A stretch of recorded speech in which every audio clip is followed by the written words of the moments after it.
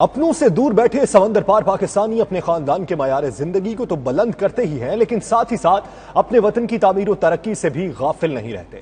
سعودی دارالحکومت ریاض میں تعمیر پاکستان میں اوورسیز پاکستانیوں کے کردار کے حوالے سے سیمینار منعقد ہوا، جس کی صدارت سفیر پاکستان راجہ علی اعجاز نے کی۔ اسی پر دیکھیے ریاض چودھری کی یہ رپورٹ۔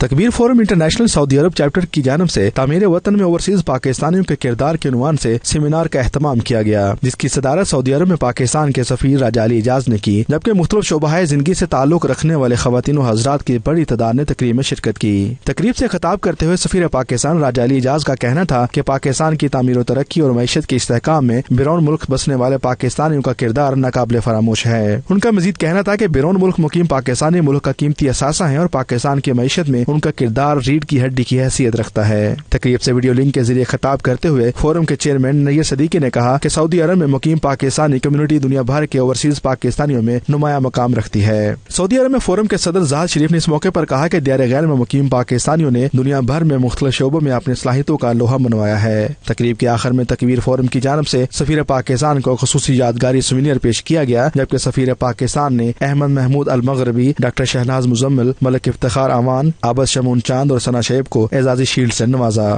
عمیر علی، 92 نیوز، ریاض۔